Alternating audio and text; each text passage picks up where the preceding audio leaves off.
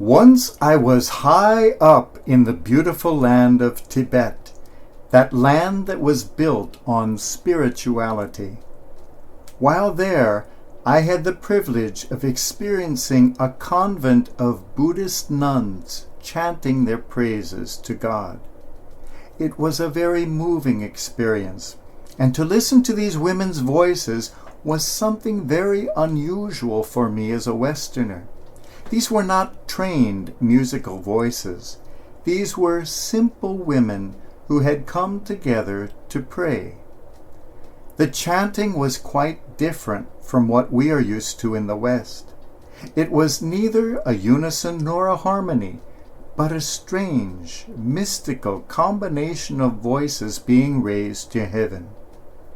And you truly felt like you were going to heaven with them. But as I sat there in meditation, listening to this beautiful mystical chanting, my mind began to go elsewhere, as often happens when we are at prayer. My mind was drawn to what I had been experiencing just outside those temple walls, to the terrible Chinese communist occupation that has been devastating this beautiful country since 1950, to the brutal destruction of over 6,000 monasteries and the slaughter of over 1.2 million Tibetan people.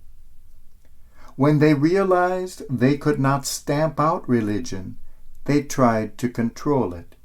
In 1959, the spiritual leader of the Tibetans, the Dalai Lama, was forced to flee into India, where he has been ever since. The second in control died, and a legitimate successor was chosen. That successor, the young Panchen Lama, was kidnapped by the regime, together with his whole family, and has not been heard from since.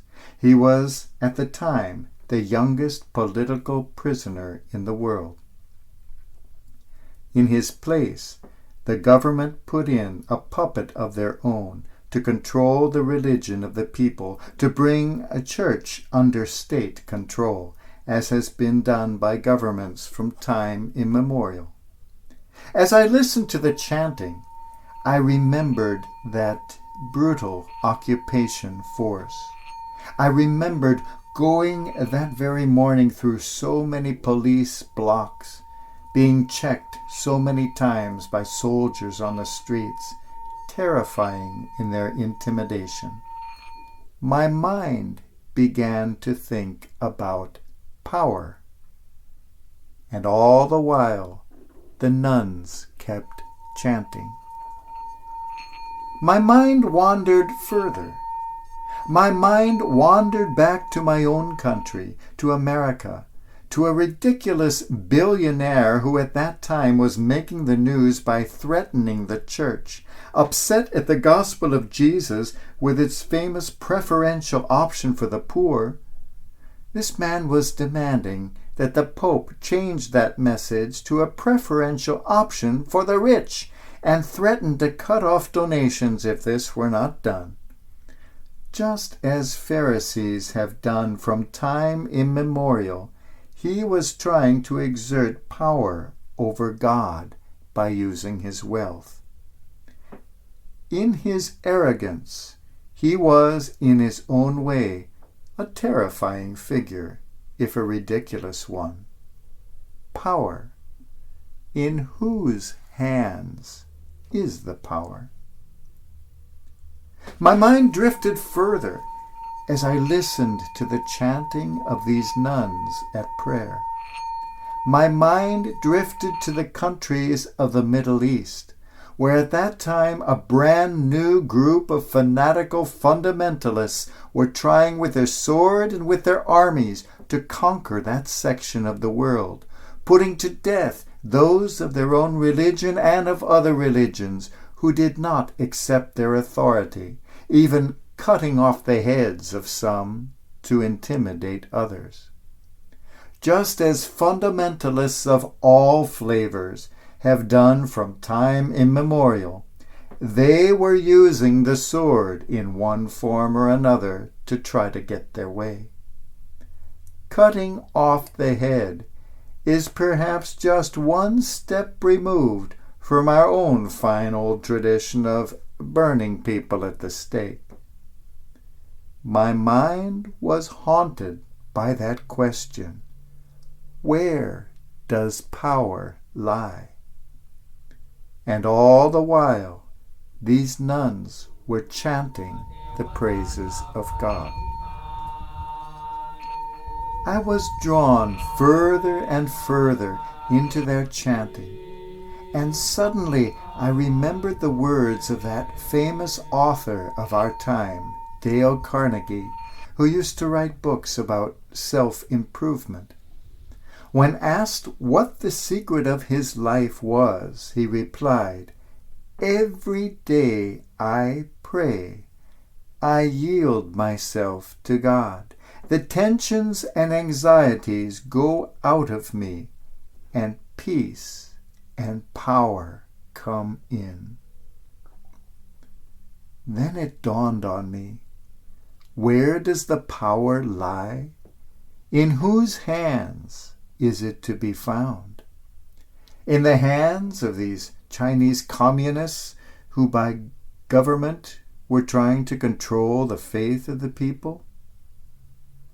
In the hands of the ridiculous American capitalist who by his wealth was trying to bully God? Or in the swords and armies of the fundamentalist Islamists marching across the Mideast? In whose hands was the power? The answer came to me in the chanting of these women. I recalled the many times I have said Mass for a convent of nuns, to the powerful moments of those nuns coming together in prayer. My memories went back to my own mother, praying with her children before bed at night. My mind drifted to the many times I have prayed here in this church as we joined our hearts and voices together. As Tennyson said, "More things are wrought by prayer than this world dreams of." Where is power to be found?